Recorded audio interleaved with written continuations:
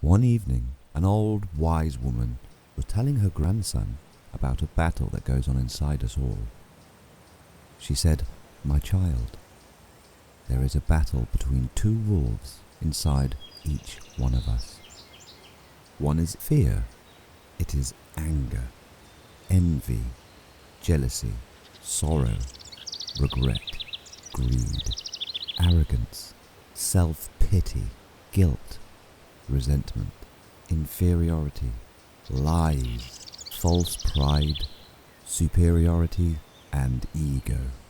The other is love. It is joy, peace, warmth, hope, serenity, humility, kindness, benevolence, empathy, generosity, truth, compassion, and faith."